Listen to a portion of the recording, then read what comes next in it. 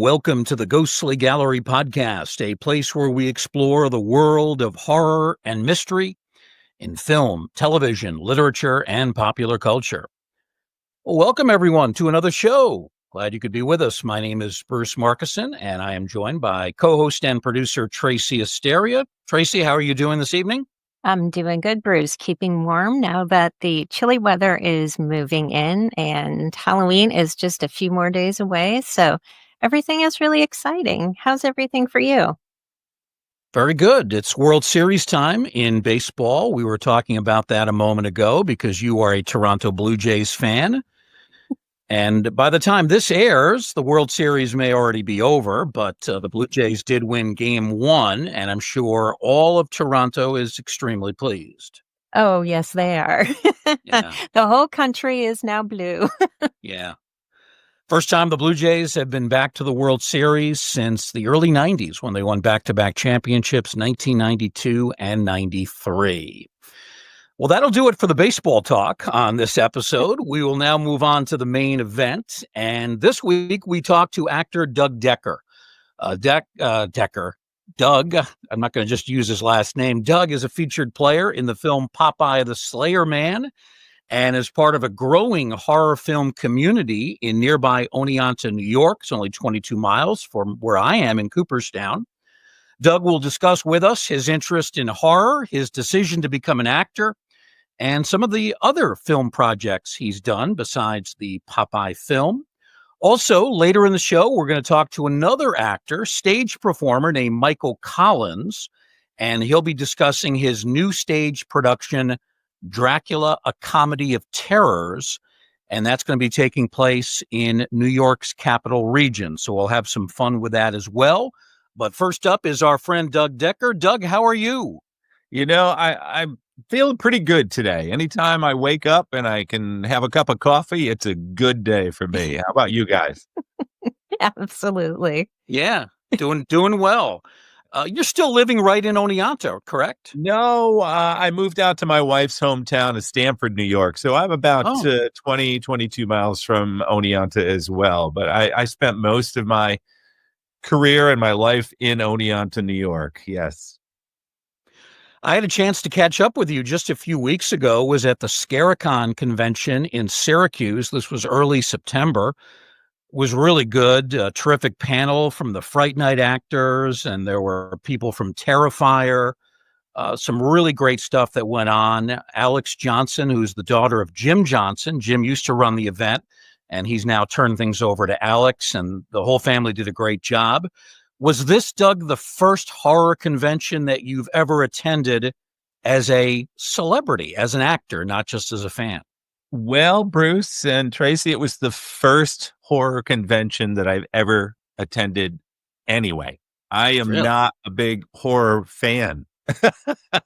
Really? Oh, no. Well, when I was younger, I used to watch some of it. I think I watched what a lot of people did, The Exorcist, Amityville Horror, that sort of stuff. But that was enough when I was younger to kind of go, this scares me. So when I auditioned for Popeye, I had no idea what it was for.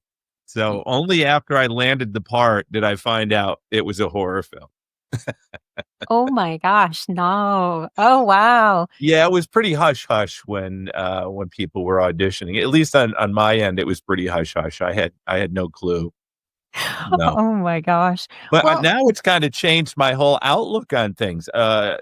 Bruce, you're right. Scaricon was an amazing convention. There were so many great people there, so many great panels for discussions.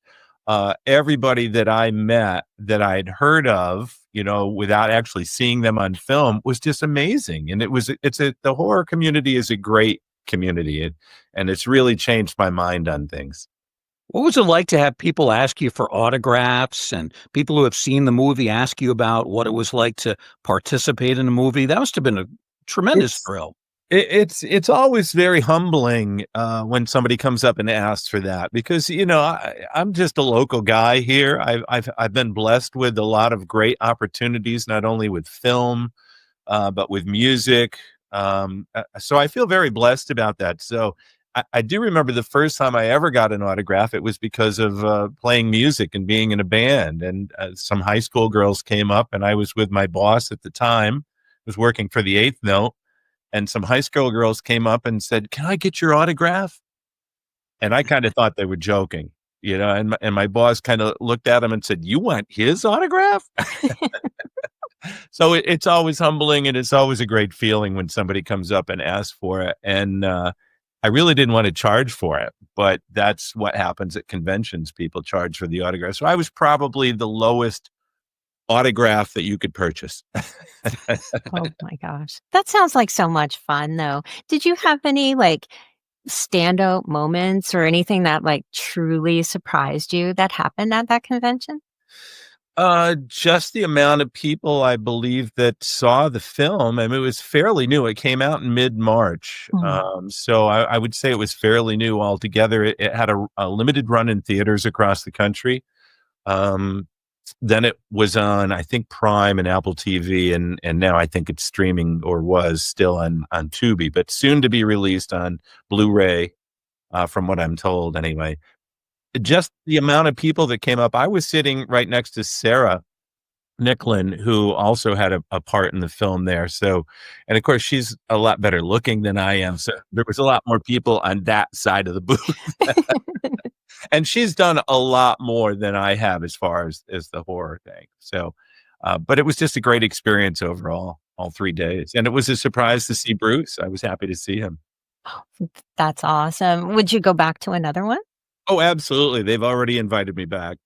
Oh, sweet. Oh, awesome. So I have just one more quick question for you. Just because there's a really big creative energy that's happening in Oneonta. I hope I said that right. Did I say that right? Okay, good. And the whole surrounding area when it comes to independent horror. What's it like to have been part of that? And how do you see it growing in the future? I see not only horror films growing in this area, I see a lot of other projects growing in this area. I've been a part of several independent films already that have been produced, and also some major productions that were produced here. I've been fortunate enough to be involved in those. Some of those were background, which was fine with me. That's, I'm happy just doing that sort of stuff. But some of the independent films that I did had some pretty good parts to it, speaking roles in it. And one of them, called Bear, was filmed in the Gilbertsville area, which is just outside of Oneonta here. And that just won some awards in a film festival in Pennsylvania, which I couldn't get to. I really wanted to get down there, but I was up in the Adirondacks when that was being shown down there. So I could see a lot of things happening. Otsego Media is a local-based, Oneonta-based film, filmmakers, and they are doing a lot and have a lot, I think, in the future, some good plans that I'm not going to talk about at the moment. Oh, awesome. Oh, that's exciting. That's good to know. Thank you. Yes. You mentioned Otsego Media. We both I know him, and I assume you know Greg Klein. Absolutely. Who runs that organization. He may know my name, but yes, I've spoke to him on several occasions. I probably don't know him as well as you do, Bruce. He's from Cooperstown, or when I first met him, he was up in Cooperstown. Yeah, he's in the Cooperstown area. I see him quite frequently. He was at Shocktoberfest a couple of weekends ago, and that was a fun event at Foothills Performing Arts Center in Oneonta. And he's really enthusiastic, not only about horror films, but some of the other types of genre films that will be appearing or will be coming out of the Oneonta area. And he's been great setting us up with guests like Kyle Carvin, some of the other local actors that are pretty much the driving force behind some of these local horror productions. So Greg's been great. And I think with Greg in charge, that bodes very well for Oneonta's film future. So we first met back in the late 1990s, and you were hosting a morning show on FM radio in Oneonta. And I think I was a guest, maybe to talk about my ghost tours. I'm trying to think what other reason I would have been on. And I think that was it. I wanted to ask you first, what made you decide to leave radio? And second, how did you come to the decision to go into acting? That's a good question. I'll tell you, it was not my decision to leave radio. I got fired. Mm. Now, the adage is, if you haven't been fired 12 times in radio, you're not really in radio. So I have 11 more times to go before I can say I was in radio. We had, there was a misunderstanding between myself, and this was still locally owned and operated radio. There was a misunderstanding between myself and the then manager at the time. We disagreed on a few things. Next thing I know, they let me go. Later on, they did try to get me back, but I didn't want to work for the station that had done that to me. Yeah. Speaking my mind just one-on-one with somebody. And at the time that I was out there and kind of sulking around and going, woe is me, A League of Their Own was being filmed in Cooperstown. Mm. And just for giggles, I said, I'm going to go up there and audition for that. So I did, and I got a background part, which if you've never been in anything and you do get picked, you're usually background, which is great. It's a great experience. So the first day that I was on set, we were at Doubleday Field, and I had my camera with me. I had a little 35 millimeter camera, and they had placed me along with a couple of other friends of mine in Doubleday Field in the grandstand area there. Mm. And they saw that I had a camera, and one of the ADs said, "You come here." So they called me down and put me right on the third base side with all of the real players, the real ladies from back in the day. So it was kind of a thrill. And I worked on it for about a week, and that really got in my blood. I really liked that experience, and wanted to do more of that. Also, while I was out, there was a film being filmed all over the area. It was called The Outfit. That came out right around the early 90s. I don't remember the exact time, but that was filmed in Oneonta. It was filmed in Bovina. It was filmed in Margaretville. And that was about prohibition and bootleg whiskey. And I nearly got killed on that set, but I still went back for more. What happened? Oh my gosh. On that set, they used a lot of explosives. There was scenes with Tommy guns and shotguns. As a matter of fact, we closed down Deet Street one night, and the local residents were aware of it, that it was going to be closed. We had all the old cars from the 1920s. We had shotguns. We had machine guns.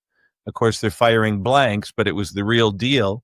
So we're out on Little Deet Street there, just off of Main Street at 2:00 in the morning, shooting shotguns and machine guns, take after take after take. And some of the residents were not too happy with that. But that's not where I nearly got killed. We were over in Bovina, and we were doing some scenes with a plane coming down and strafing the field where people were. And there were all sorts of, they were dropping bombs out of the plane. So they were setting up the scene, and they told myself and my friend, the director said, "Now stand right here." My friend and I were in so many scenes in that, by just pure luck, I guess. They started calling us the Blues Brothers because we were dressed like the Blues Brothers. The director would say, "Okay, I need a couple of people over here. Bring some kids over there. Grab the Blues Brothers. Bring them over here and put them over here." So we're standing where he told us. And just as they're getting ready to call action, the armorer, who handles all the explosives and guns and everything, says, "Whoa, whoa, whoa, whoa, whoa. What are you doing here?" And we said, well, that's where the director put us. No. You got to go way over there. And he told us where to go. So we're walking away thinking, okay, we're never going to be in this shot. They yell action. And right where we were standing was one of the biggest explosions that you ever wanted to see in your life. I mean, they were using real pyrotechnics. I don't know what they used, C4 or dynamite or something, whatever they had back then. We were so far away, it still knocked us on our butt. we kind of looked at each other going, "Oh my God." And then we remembered we had to, action we had to do. So we got up and did what we did. But it's a good thing the armorer saw where we were and moved us before they yelled action. It wouldn't have been good. Really? Yeah. Yeah. Yeah. So, yeah, and that led to a few other things. I work with 3 agencies now, and I just shot a commercial for insurance group that I can't talk about yet. There's a few more scenes that they're going to shoot in the spring, and hopefully that will be, or I don't know when it will be released, but I know that we've got a few more scenes to do, and they're going to wait until springtime to do that. Is that the one with the lizard or with Flo? I can't mention. Okay, can't say. I can't say what it is at this moment. And that was the same with I got my Popeye shirt on. That was the same with Popeye. When I found out that I landed the part, they said, "Now you know what this is, right?" And I said, "No, I don't." I knew what the sides were that I had to audition with, and they said it's Popeye. I went, Popeye? And they said, "Oh yeah, Popeye comes into public domain on January 1st, and we're doing a horror movie." I went, "Horror movie?" Wow. So yeah, I had to sign a non-disclosure, and I couldn't say anything about it until information was released. So that's hard for me. I talked for a living for 35 years. Yeah. We're going to talk more about Popeye the Slayer Man in a few minutes, but let's go back to that first film you were in, A League of Their Own, 1992. Mm-hmm. Part of it filmed in Cooperstown. It was a small role for you, but that movie became a huge hit. It is still extraordinarily popular. Whenever people ask me, what is my favorite baseball movie, I tell them that one. So to be part of that, that's got to be a special thing of pride for you.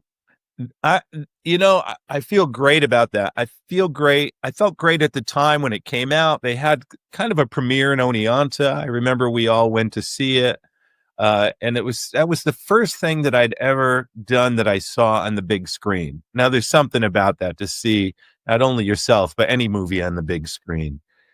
And now to talk about what you're saying, still to this day, I mean, it just happened the other day. Somebody was asking about acting and whatnot. What was your first film? I said, A League of Their Own. They're like, "Oh my God, that's my favorite film." Yeah. Or "That's my husband's favorite film."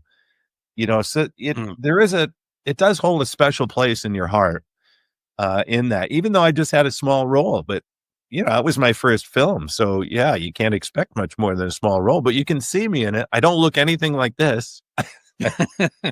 I had hair. Well, it's 33 years ago. I mean, it's hard to believe. I think I had what you might call a mullet back then too. Wow. I had the hair and it was all coming down the side. I'm going to have to look at my tape of A League of Their Own and find you. Yeah, you'll see me on the third base side when the ladies are playing up on Doubleday Field. I have the camera, and sometimes I'm kneeling down, sometimes I'm standing up. And I'm also standing at the, before they remodeled the Hall of Fame, the main entrance there, when the ladies are getting off the bus and they're walking into the main Hall of Fame. Yeah. I am the tall, handsome guy on the right hand side. As you're facing the screen on the right hand side of the door, I'm the tallest guy there. There's like 3 of us standing there. So a couple of quick shots, but it was a thrill to do it. And it's still a thrill today to tell people I was in it. You mentioned before you met some of the actual players from the All-American Girls League. How about some of the actors in the film? Didn't see, people automatically think when you say A League of Their Own that you knew Madonna and Tom Hanks, of course, but all of that was filmed out west at a whole different time. That was the early era. The Cooperstown film was filming parts were more about when the ladies grew up and were coming to be inducted or to see their display in the Hall of Fame. So I didn't see a lot of the main actors, shall we say, that most people would know. Almost everybody that I met on set was just fabulous, especially the ladies themselves. The players themselves were great. I can't remember her last name. Her first name was Claire, I think, maybe Jacobson or something like that. She signed a game-used ball for me. I have some pictures of myself with her, and she said she was one of the first, if not the first, female ball player to sign a contract. You probably would know better than I about that, but that was the story she was telling us, and she was just wonderful. Yeah. This past Hall of Fame weekend in Cooperstown, I'm taking a lunch break on Saturday afternoon. I walk down Main Street, and then I see a sign. Someone is signing outside of Yastrzemski Sports at the corner of Main and Pioneer. and it's one of the actresses from A League of Their Own, Biddy Schramm. She played Evelyn, the crying center fielder or crying outfielder for the team. She's in that great scene with Tom Hanks. Yeah.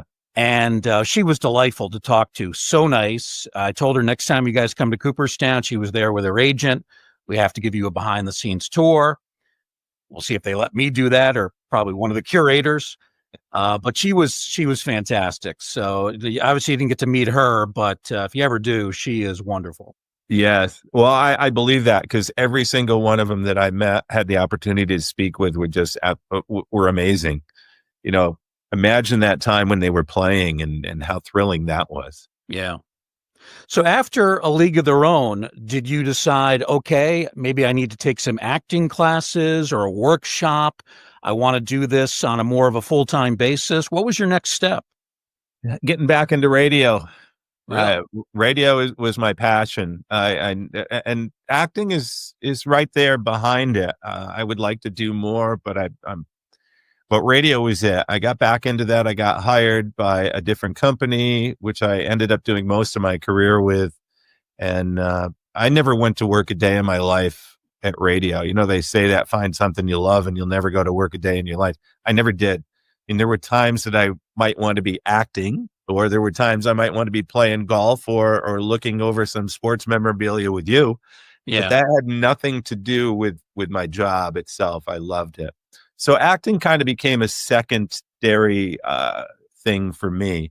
I kind of dove a little bit deeper into community theater with Orpheus Theater in Oneonta. I started doing things with them, which kind of improved my skills and abilities. I still say to myself, I should take some acting classes. I've never done that. I think I act a lot every day because I'm one of the shyest people you ever want to meet. And I know a lot of people don't believe that, but in school, I would not raise my hand if I was 200% sure I had the right answer. So people see me and go, "You're doing what?" It's amazing. It's all acting. Wow. Yeah. So I would benefit from taking some classes. I mean, anybody would, but I just have never done that. So are you still doing radio today? I work per diem for the Sydney radio station, WCDO down there. Okay. Every year I know I'm down at the finish line for the canoe regatta, the General Clinton 70-miler canoe regatta in Bainbridge, New York. I did that again this year, but I'll do some behind the scenes voiceover work. I have a little studio that they'll send me advertisements, commercials. I'll do that and then send it down to them. So yeah, I still I keep my toes in it. I would like to do more, but you know, there's other things. I'm retired, semi-retired. Let's say semi-retired. Yeah, So Doug, how'd you become connected with Salem House Films? They're the company that put out Popeye the Slayer Man. They're run by Kyle Carvin and Robert Michael Ryan. Kyle is from the Oneonta area. I don't know if you knew him before. Did you have a connection there? Did you just audition and the audition went great? How did it come about? I'm going to say I was the only one that auditioned. Really? No, that's not true, but that's how I feel sometimes. I auditioned. I saw an audition, an open call for that. And it listed some different parts they were looking for, because they had certain parts were already filled, which happens a lot on films and projects. They'll pick this person, that person, they're going to be perfect for the part. And then they do open auditions for the remaining characters. And I auditioned for two different parts in that movie. There was a realtor, the building owner. If anybody has seen the film, there's a building where Popeye the ghost, or is he real, is in, and they're going to demolish that building. And the guy who owns it, I think his name was Lex in there. I auditioned for that part, which I'm glad I didn't get because he got killed. Right. So if there's a sequel, I'm good if there's a sequel, because I don't get killed. And then I auditioned for the crotch. Well, I don't remember exactly what it said, but my wife said you'd be perfect for this. It was something like a grumpy old sailor who's a whiskey drinker, and he's just the old grumpy guy sitting at the end of the bar. She goes, you'd be perfect for that. So yeah. So I auditioned for that part. I was in Florida. I go down there for the winter, 3 or 4 months. And I was in Florida when I saw it. I auditioned. I got my neighbors to read a couple of parts off camera for me. I sent it in and I didn't hear anything. Several weeks went by, and usually you hear something within a couple of weeks. Didn't hear anything, so I went, yeah, I didn't get it. And then one day I got a call from the casting company. I believe it was the casting company, and said, hey, Doug, it's Alyssa. I got one question for you. I said, what's that? She goes, can you grow some scruff? Because I was clean shaven. I usually keep my hair is way too long now, guys. I usually keep it shaved off. I have a clean face. I said, well, Alyssa, scruff is about all I can grow anymore. I used to have a full beard back in the day, but it comes in patchy. It's really scruffy. She goes, if you can grow some scruff, you got the part. I said, I'll start right now. That was either late January or early February, and we were shooting late April, early May when I got back up north here. So, yeah, I looked pretty bad. But right for the role. Right for the role. Yeah. So if you see it, you'll see some scruff on there. There's patchy parts, but they were fine with that because I just looked like I belonged at the end of the bar with the whiskey and saying my lines. So the character you play is called Bernie. And as you mentioned, he's this crusty old seafaring man who probably hangs out in the bar 18 hours a day, knows all about the legend of Popeye. He's a wise old guy. And I'll tell you this, Doug, and I'm not making this up at all. Back when we had Kyle Carvin on the show several months ago, Tracy and I both mentioned how impressed we were by your performance. This was the first role I'd ever seen you in. And in all honesty, we thought it was great. Well, so tell us about preparing for that, because you don't just show up and do that. I mean, there has to be some preparation, and whatever you did worked. Well, there is preparation. I go through so many different scenarios because you never know what the director's looking for. And I say that to people who audition. You know, you can't take it personal. You know, you can do what you think is the greatest audition in the world, and it might be great for something, but it might not be great for what the director's looking for. And you really can't take that personal. It's hard not to, but you can't do that. Yeah. So, you know, I kept going over different scenarios, but I kept kind of going back to some of my inner self because sometimes you just have that crotchety day, you know? Yeah. And when I auditioned, I didn't use this voice, you know, because I'm sitting there thinking, what would an old seafaring guy kind of sound like? He's been out in the salt water and the salt air, and he's been drinking whiskey. And so, of course, I talked like this, you know, he's not a ghost. The Sailor Man is real. So that's what I did, only clean shaving for the audition. I had a glass, I had some iced tea in it, so it looked like a whiskey thing. I had some ice in there, and that was my audition. So I figured if that got me a part, that's kind of what they're looking for. So I did that when we were sitting on the set, and I got to give Kyle some credit. I had never met him before. I'd heard a lot about him, an Oneonta guy. So it was a pleasure to meet him. And when it came time for my scenes, I did that. He's not a ghost. But I didn't know exactly how they wanted to deliver it. So Kyle came over after the first time, and he gets right in my ear, just kind of whispering. He's got his hands around me. He goes, be really mad. Be really off. He's not a ghost. Yeah. Yeah, I can do that.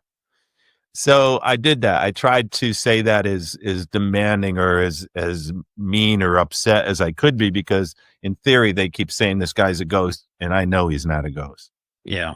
So, but I got to thank Kyle for that. And I was, the rest of it was just digging into my lower, being mad about something, and it came out. So after I only did 2 takes on that. And after the second take, they all stood up and applauded. I'm not patting myself on the back. It was just a great feeling. They all stood up and applauded and went, wow, that's it. Done.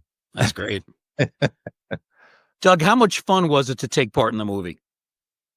Oh my gosh, Bruce, I wished I was invited down to the rest of the set. My scene was done in one day. I sat, can I mention the bar? Sure. I sat at the Black Oak Tavern in Oneonta, New York. I got there at 10 in the morning. We did makeup. They put me in the costume, which was that great sweater and the hat.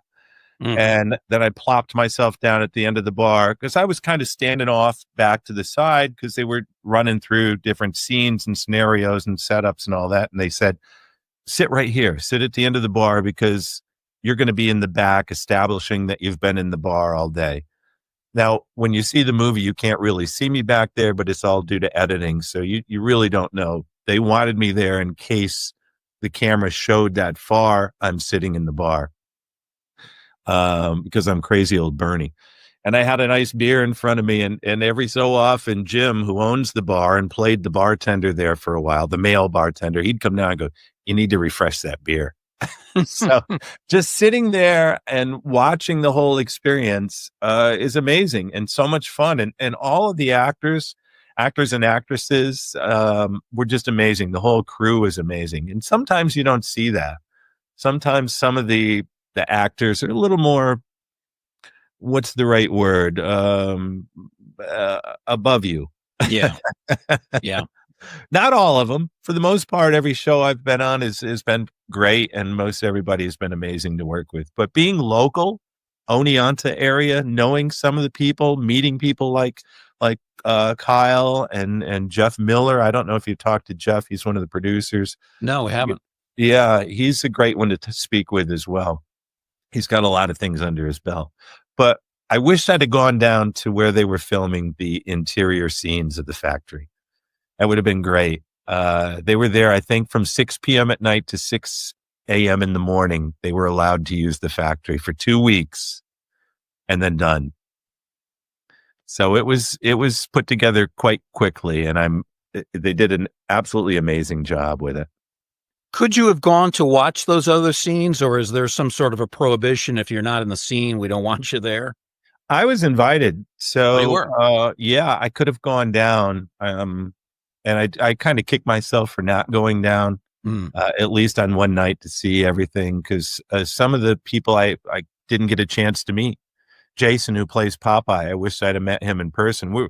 A lot of them we've now connected on Facebook, social media. So we're kind of friends that way and keep in touch with each other and letting people know about different jobs that are coming up and whatnot. But yeah, I guess it all depends on the director. Yeah. And what's going on. Yeah. Of the actors and actresses that you did meet that were in the bar scene with you, anybody in particular that you really became friendly with? Sean, who plays the guy who does the documentary. Yeah. The young guy. He came right up to me and introduced himself, and right away was just one of the nicest, friendliest people that you'd ever want to meet. So I've stayed in touch with him. I've actually helped through a Kickstarter campaign. He's got a new thing that he had just filmed. He was doing it himself with a partner, and they were looking to raise some money for that. So I contributed along with a lot of other people to help him that way. He's done a lot of things, but just one of the nicest guys. And again, I say the crew was fabulous. Some of the other people I didn't get a chance to speak with there in the bar scene, but I've heard good things. Yeah. So let's go with that. Yeah. We talked about a couple of your films, including The Outfit and A League of Their Own. Let's go back just a couple of years, a film that came out in 2023, and you play an attorney in a movie that's called A Roadhouse Coup, and it's actually about the real-life murderess Eva Coup. She lived back in the early part of the 20th century, born in Canada, moved to Maryland, New York, was then tried in Cooperstown for the murder of a man, was found guilty, and was sent to the electric chair. So you're involved in this film, which my whole family saw. I was supposed to go with them, and then it ended up being one of those nights I had to work, and so I missed the film, and I still haven't seen it. But I'd like to hear a little bit more about A Roadhouse Coup, what that was like. To me, that was pretty incredible for me. As a kid, my uncle lived up just outside of Maryland. We lived in Oneonta, and my mom and dad would load me in the car, and we'd go up there, and they'd come down to our house. But we were up there a lot, and every time we would go up there, every single time, we'd get to a certain part, and my mom would go, "That's where Eva Coup lived." Now, to this day, I don't remember exactly where it was, but it was on Route 7 because we go up Route 7. I-88 wasn't a thing. So I heard that growing up, Eva Coup, Eva Coup, Eva Coup, Eva Coup. And I really had no idea the depth of what Eva Coup was all about. I knew she had a little roadhouse, as my parents said, and that was all I knew. Turns out it was a brothel and a bar during Prohibition. And she was quite a character. So to get tapped for that role, I originally was cast for, I think, the courtroom clerk, which didn't have a lot of lines, but I was happy to be cast in a movie about a true life person and thing that happened in where I grew up, basically. And 2 weeks before we started filming, I get a call from the director that said, "Hey, I've been thinking this over and I'd like to bump you up to the prosecuting attorney." Now, all I knew at that time was it was a nice bump. I said, "Yeah, I'd love to do that." She goes, "All right, I'll send you the script for you for that." Because all I had was a little side for the courtroom reporter. So I get the script and there's 11 scenes that I have to memorize in 2 weeks. So I have to thank my wife for playing Eva Coup. So she sat and went over the lines with me and over and over and over and over because there was a lot in there to do. And the cool thing I found out was that we were going to be filming in the actual courtroom and the courthouse there in Cooperstown where the trial took place in the 30s. Really? And that we pretty much were reading verbatim what was said in the courtroom. So to be there and to be the prosecutor for this woman who had killed one person and had plans to kill a lot more was kind of, cool's not the right word, but there was something about it, saying those actual words in the actual courtroom, and living this, this thing you'd heard about all your life. It was pretty cool. That role, was there a lot of anger from that lawyer, a lot of emotion, or was it more of kind of a staid professional approach? There was one scene where I did get angry. I just kind of had tried to, what I want to say, I tried to remember all of the attorneys that I'd worked with personally, things that I'd seen on TV and movies, and then kind of try to think back to how would they have been in the 30s? How would they have delivered things in the 30s? So I was, just kind of cool and calm and collective. But towards the end, as it built up, there's one scene that I go back and forth with, and I kind of got a little angry and forceful with Eva. And I think it played well because at one point when we were taking a break, some of the background actors who were there in the courtroom, one of them came up to me and said, "Are you a real attorney?" Wow. That's nice. I said, "What do you got? You got a case? So what do you got?" Yeah. Yeah. So that was a good compliment. That made me feel good that somebody said, "Are you a real attorney?" Yeah, but I know a couple of people that were in that movie. Howie Wrench, who used to work with me at the Baseball Hall of Fame.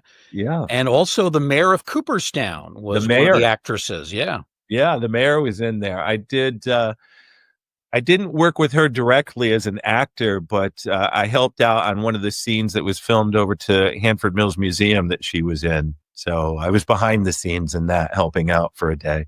Yeah. Yeah, a lot of local people. And there's Senator Jim Seward. He was the judge. Really? Yeah. So it was interesting. I'd known Jim for years. He'd be on the radio with us. So it was interesting to be working with him in his judge robe. Yeah. It was the first thing, I think the only thing he's ever done like that for movies or TV. He said before he passed away, I always wanted to be in a movie. So they put him in as the judge. He died just last year, wasn't it?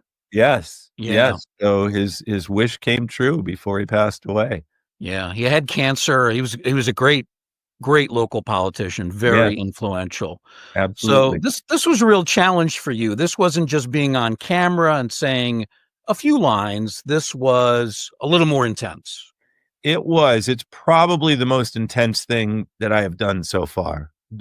Had all of those lines. I wanted to deliver them the best I could, trying to pull from what it would be like back then, especially once I found out, as I said, that this was pretty much word for word the actual transcripts.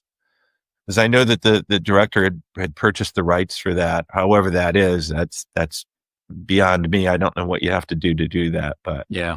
and being in the courtroom itself where the trial took place, there was just this aura about the whole scene. We did it all in one day.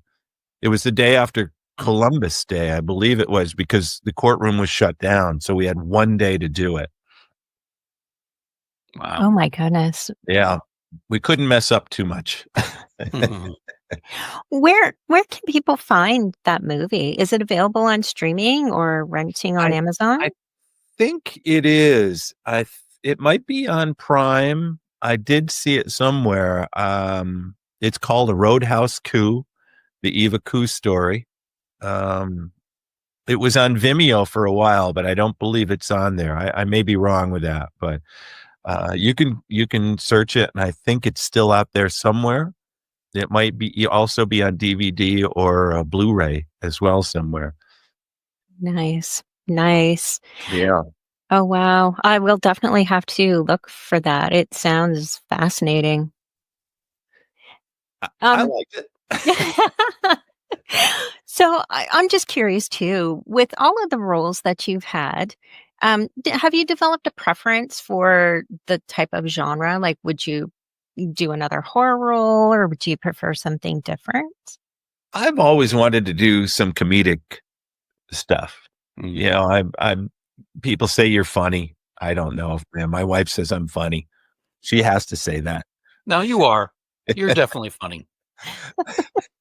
Thanks. You're like Jerry Seinfeld. You can't help but be funny. Well, remember that scene? Remember that scene? He's trying to be real serious and morose, and George says, "No, you're still funny." You're still funny. Yeah. Yeah, I'll take that as a great compliment. Thank you, Bruce. Yeah. Yeah, I'm just happy doing anything at this point. The commercial that we just shot, I play the grandpa in a family.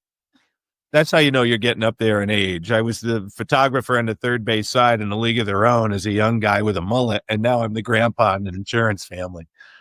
But it was good, and I had some good comedic reactions in that, so that kind of satisfied my appetite a bit for now. But I'm happy to do anything. I do look forward to another a role in a horror film of some sort. I would not say no to that.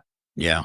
You know, Awesome. being behind the scenes, you kind of see what goes on, and it doesn't scare you so much. Well, that's good to know. And just by the way, mullets are making a comeback. Just My letting you gosh, know. I gotta get more hair. This Well, was Doug, all that- part for the grandpa part of Yeah. insurance, because I'm usually clean shaven. Yeah. So, Doug, what's next for you? You've mentioned the commercial. Any films that you can talk about? Will there be a second Popeye the Slayer Man? I've heard rumors about that. What can you tell us about that's next on the docket for you? There will be more to film with the insurance spot that's coming up. There are rumblings of a sequel to Popeye. I can't confirm nor deny that, but there will be more growth on here. I'm looking forward to that if it does make its way to reality.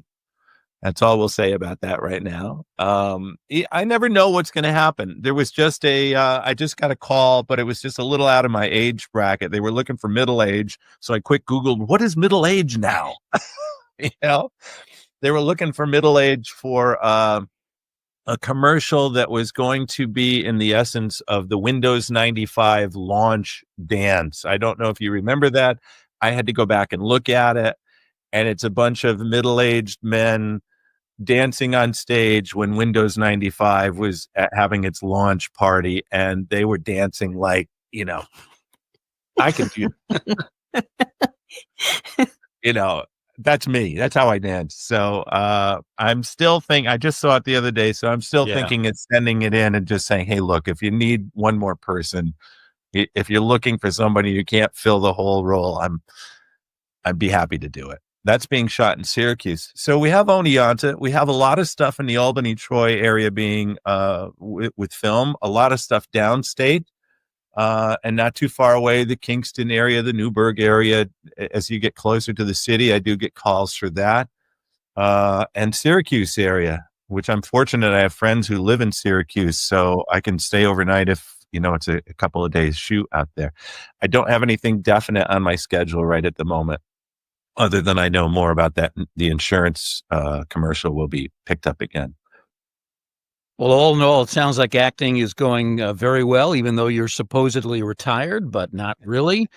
Doug Decker has been our guest. Glad to talk to Doug about Popeye the Slayer Man, also his film debut back in '92, A League of Their Own, and his work in the 2023 movie, A Roadhouse Coup. And if anybody's looking for that movie, A Roadhouse Coup, on streaming, Coup is actually spelled C-O-U-P in the title. The murderous Eva Coup is actually spelled C-O-O. So make sure you type in C-O-U-P and you'll find that movie. It's somewhere on streaming. Doug, as always, great to talk to you. It was terrific to see you at Scaricon in Syracuse. Thanks for joining us on the podcast. You're welcome. Thanks for having me, and a pleasure to meet you, Tracy. Oh, you too. Thank you so much. You're welcome. Our thanks to Doug Decker. We'll take a quick break, and when we come back, we'll talk with another actor, somebody from the stage. That's Michael Collins. He'll be talking about a new play in the Capital Region called Dracula, Comedy of Terrors. The Ghostly Gallery will continue in a moment.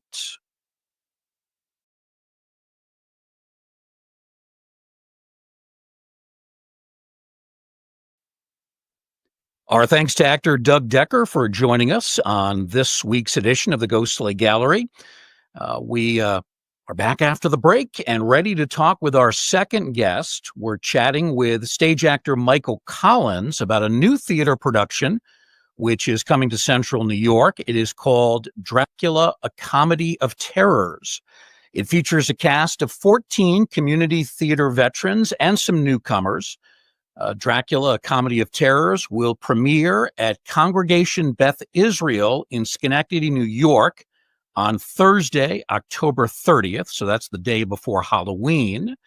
And then following a day off on Halloween, the play will continue a limited run Saturday night, November 1st, and then Sunday afternoon, November 2nd. This spoof of the classic Bram Stoker story then returns to Congregation Beth Israel on Thursday, November 6th. And there will be shows on Saturday, November 8th, and Sunday, November 9th. So joining us to talk about that, Michael Collins. He'll be playing the character of Renfield. Michael, welcome. Thanks for being with us. Yeah, thanks for having me. Very exciting. Tell us, tell us about this play. Is this a storyline radically different? It is a comedy, but is the story radically different from the traditional Bram Stoker Dracula story? No, I mean, there's a lot of the same characters and the same elements that you would see. So you have Dracula, and he's met by Jonathan Harker in Transylvania, and then he gets on a boat and they come to England and he buys properties, and there's all kinds of mayhem that happens in between there and while they're in London doing different things. The big thing that's different is, rather than the really scary, spooky kind of things that happen in here, like it says, a comedy of terrors, the comedy element is to the forefront. There's still terrors, there's still jump scares, there's still some fun stuff like that, but there's a lot more comedy going on. Yeah. You're playing Renfield, not only one of the wildest characters in the film, but really in all of horror history. Oh, yeah. So this must be something you're looking forward to. You're going to have some free reign here. I am absolutely enjoying every minute of this. Renfield is like a dream character to play for an actor, because the character himself is absolutely crazy and madcap, and anything you want to do is pretty much fair game. And one of the things we're doing is, and the actors that we have are fantastic. And I have a couple of scenes with Dracula, as would be expected. And pretty much I'm like, can we do things a little differently? He's like, let's do whatever you want to do. So pretty much I've told him, okay, every single time we do this one particular scene, I'm going to do something a little different and it's going to be crazy. And, you know, my idea is to make him laugh and his idea is to make me laugh. And just when we're trying to get each other to laugh, the comedy is going to just flow and the audience is the one who really ends up laughing the most. So is this part going to require some eating of bugs? There is the illusion of eating of bugs. Okay. I am not a method actor, so I'm not going to be actually eating the bugs themselves, but there definitely is allusions to eating of bugs in pretty much every scene that I'm in. So, yeah. You've seen the original film from 31 with Dwight Fry playing Renfield? I have. My friend Doug Gladstone said, hey, you should see this. So I was able to look it up and take a look at it. And it's phenomenal. It's you know, sometimes older movies are difficult to watch, but this one was an absolute joy. Yeah. Anything you might borrow from his interpretation? You know, a lot of the interpretations for Renfield for the character come from a lot of different places. There's definitely pieces that I have pulled from there. Some of the mannerisms, some of the way he carries himself, definitely that. Some of the vocal pieces I have from, I actually did, I read the audiobook of Bram Stoker's Dracula last year, or the audiobook, so I guess they read it to me. And the way that the audiobook author did the voice for Renfield was where I based my voice off of, and was able to then pull in some other pieces to it. And it was just, it's very fun. It's very fun to do that. Are you a horror fan to begin with? I guess it would be classic 70s horror. I'm not really a gore guy. I'm definitely a psychological thriller kind of, like more of a jump scares than a gore. Yeah. What are some of your favorite films from the 70s? I love The Changeling with George C. Scott. Oh, That's probably my favorite one. That's great. I just, it's not as well known, but I just absolutely love it. And just like all the twists and turns. Some of the newer stuff, which harkens back to that, is like The Haunting of Hill House and The Fall of the House of Usher. And I forget the gentleman's name who made both of those, but they're Mike Flanagan. Mike Flanagan. I would watch anything he does because I love the way he comes around the horror story. And just, you know, there's a lot of behind the scenes, a lot of depth to it. And I absolutely enjoyed it. Well, Tracy is an absolute diehard fan of Mike Flanagan. Oh. I mean, I can't get her to stop talking about Mike Flanagan at times. Yep, I am there with her. Yeah. How difficult is it to do something like this? It's a live play, obviously, but you're blending horror and comedy, which is not easy to do, and especially in a live presentation. What's the challenge, or what are some of the challenges you're facing here? I think the biggest challenge is because everyone is so used to seeing horror on the screen or reading it in the book, and your mind imagines what's happening if you hear it from the book, or you see it on the screen, and it's really difficult to reproduce what you can do on, you know, with CGI and with all those kind of things on stage, on a live stage. Yeah. So we kind of have to stay away from that. What we do for the most part is try and get as many jump scares as you can, just have the audience suspend their disbelief. One of the things that our production team has had is have a lot more interaction with the audience, like whether it's breaking the fourth wall, whether it's having actors come in and out from behind different parts of the theater rather than just everything is on stage. So there's a lot more back and forth between where where you're going. So it's not just everything is on the stage far away. That's kind of immersions them into there. The nice thing with horror, I mean, you add a fog machine and all of a sudden you've got a spooky place to begin with. So, you know, and I know there's at least one scene where we have a graveyard. So you have, you know, a guy shoveling dirt in a corner. Maybe, you know, it's kind of hidden, but you can tell he's actually doing something. And then there's, you know, fake graves and everything. So, you know. How long is the production? It's like 90 minutes. It's a little, 90 minutes, no intermission, just start to finish, come and enjoy. Now, this play, Dracula Comedy of Terrors, is not brand new. It came out a few years ago. It's played in other places. Yep. So the material is proven. Yep. Yeah. Yeah, I know in the capital region where we're at, there was one showing of it a couple years ago by the Capitol Repertory Company, but as far as I know, this is the first time it was done by like a community theater group. So Yeah. And tell us a little bit about your background, your experience. Have you done a lot of stage plays? I have. I started off in college. I was in a traveling drama group in college, and I've always, been an actor, comedian, singer. I like being on stage and just enjoying that kind of stuff. I have done some theater around the capital region with my wife and with my daughter and different people. And then I took a break for a little bit because, I don't know, I was a baseball coach for my son. So, Oh, really? family's very important to me. So, Yeah.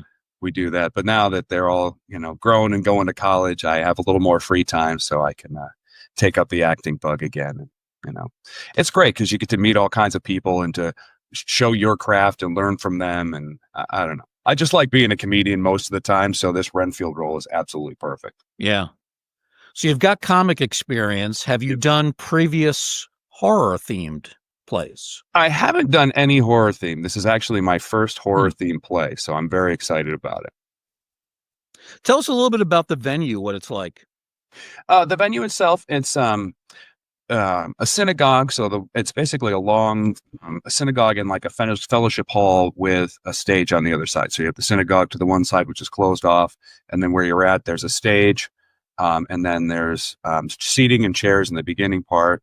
There's a full curtain. And then we use off the stage in at least two different areas. There's like a riser where they have the boat scene for the captain. And then the graveyard scene is on the other side. And then we use the doorways and things like that to, scare people with some loud door slamming and things. So, yeah. Sounds like there's a lot involved. So how can people get tickets for this? They have a website. Classic Theater Guilds has a website, and that's tickets are on Eventbrite as well, so you can do that. You can also purchase tickets at the store or at the door when you come there. So, all right, very good. The website is classictheaterguild.com. Yep. And you can purchase tickets right through that. And again, we'll run down this schedule. The first presentation, Thursday, October 30th at 7:30 p.m. And that actually is the first day that this episode drops, so the timing is good. Perfect. Then Saturday, November 1st, Sunday, November 2nd, and then the following Thursday, Saturday, and Sunday, November 6th, 8th, and 9th. The nighttime performances are what, 7 p.m.? I believe they're 7 p.m., yes. 7 p.m., and then the matinees on Sunday are 3 o'clock. 3, yes. That one I do know. Very good. So it's Dracula, a comedy of terrors, premiering at the Congregation Beth Israel in Schenectady, New York, Thursday, October 30th, and running for a couple of weekends in the central New York region.